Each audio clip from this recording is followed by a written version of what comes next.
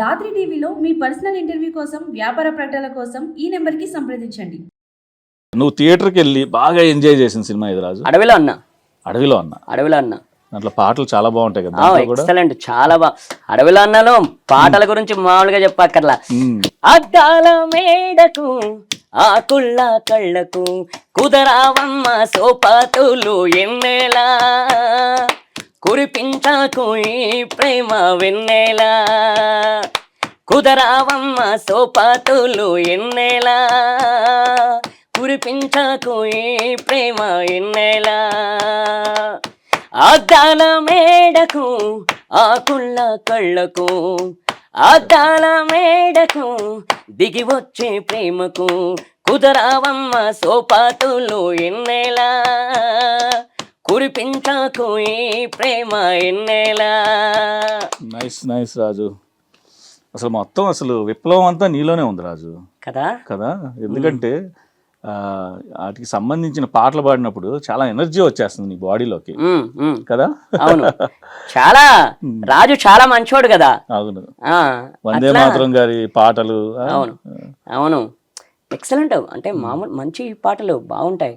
నాకు శ్రీహరి సార్ది మామూలుగా నాకు ఇష్టమైన పాటలు మామూలుగా దోస్తనది అందమా దోస్తి గట్టుకుందమా,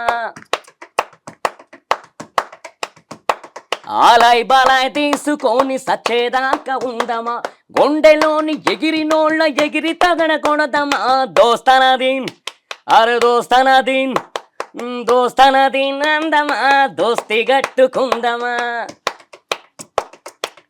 ఇవి ఎక్సలెంట్ ఉంటాయి, చాలా ఎక్సలెంట్ ఉంటాయి. అయితే రాజు మొత్తానికి దీనికి మ్యూజిక్ డైరెక్టర్ ఎవరో చెప్తారా? దోస్తారా తిన్నా ఏది ఇప్పుడు పాడబోయే పాట? ఇప్పుడు వాడిన పాటకు మ్యూజిక్ డైరెక్టర్ అండి. మ్యూజిక్ డైరెక్టర్ పేరు అడిగా నేను. ఎవరు? వందే మాత్రమేనా? Very good. అమ్మయ్యా, లేకపోతే యాంకర్ నేను అవుతుంటే గెస్ట్ మీరయ్యేవాళ్ళు. అట్లా చాలా బాగుంటాయి వందే మాత్రం గారి పాట. అవును అవును. అయితే రాజు నీ బీట్ చాలా బాగుంటది, ఇద్దరం కలిసి నీ బీట్ పాట పాడదాం. ఓకే, ఏది? ఇంతకు ముందు వచ్చినప్పుడు మీతో చిన్న లైన్ కలిపాను కదా, అక్షరాలు రెండే లక్షణాలు ఎన్నో ఏమని చెప్పాలి నీతో,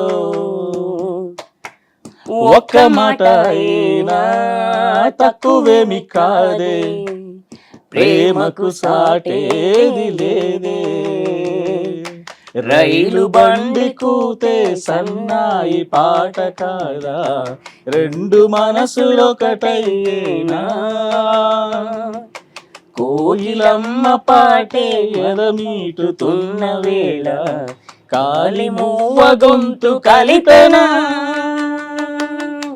అందమైన మనసులో ఇంత అలజడెందుకో, ఎందుకో ఎందుకో ఎందుకో, తేలికైన మాటలే పెదవి దాటవెందుకు, ఎందుకు ఎందుకు ఎందుకు.